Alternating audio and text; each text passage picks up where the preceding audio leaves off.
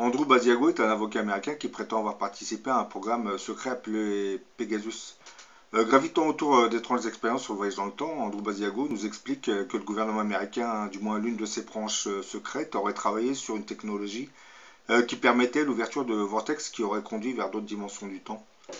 Depuis 2004, Andrew Basiago, le représentant de la ville de Seattle aux États-Unis, hein, affirme qu'entre l'âge de ses 7 ans et jusqu'à ses 12 ans, il aurait participé à ce fameux projet top secret du gouvernement américain, qui avait pour nom de code, comme je viens de le dire, programme Pegasus.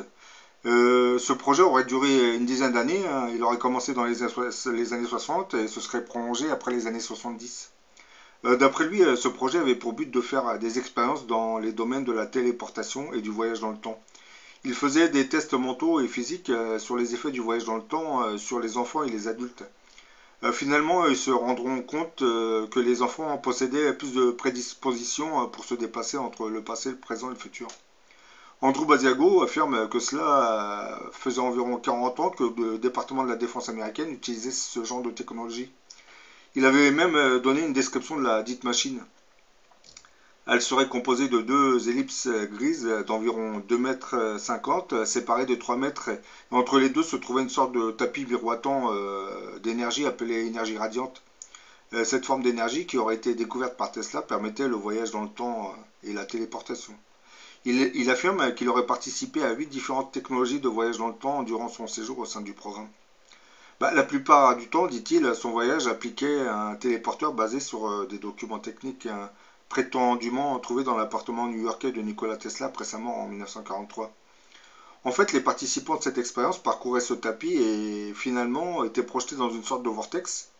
Dans le vortex, il y avait une forte impression de vitesse et tout l'univers tournait autour de la personne.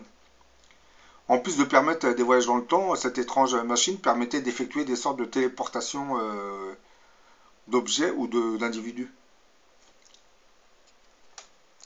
Andrew Basiago racontera qu'un jour, alors qu'il avait que 7 ans, dans les années 60, son père l'avait emmené dans l'ancienne base aéronautique de Hood Ridge, dans le New Jersey. Cette base est un complexe d'expérimentation militaire datant de la Deuxième Guerre mondiale. Une fois à l'intérieur du complexe, son père l'emmènera jusqu'à une pièce dérobée où il va découvrir une mystérieuse machine dotée de deux arceaux de 2,50 m de diamètre, situés à 3 mètres l'un de l'autre. Cette machine dépassait la compréhension d'Andrew, mais cependant son père avait cependant l'air de quoi il s'en tenait. Il demanda ensuite à un technicien qui était sur place de l'allumer. Les arceaux de la machine se sont mis alors à tourner, générant un étrange flux énergétique comme un champ de force scintillant.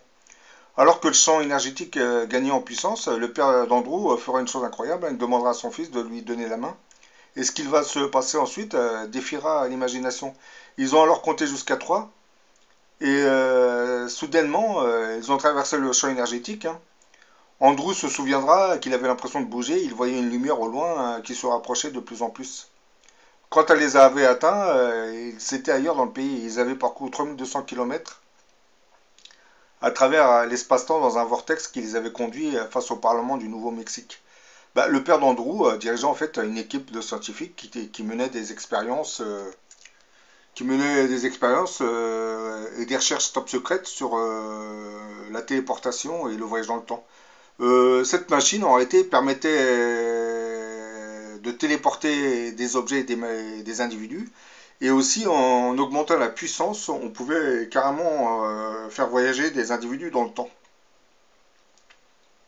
Beaucoup d'enfants ont été utilisés comme cobayes, hein. Certains en seraient même morts, hein, alors que d'autres auraient survécu, hein. Certains de ces enfants miraculés réintégreront progressivement la société civile avec une certaine altération de leur mémoire. Andrew Basiago expliquera entre autres qu'il aurait assisté à la destruction de deux tours jumelles du World Trade Center dès l'année 71 grâce à une étrange machine qui permettait de voir certaines scènes du futur. L'appareil en question fonctionnait, d'après ses dires, par l'effet d'antigravitation. L'espace-temps y était courbé, hein.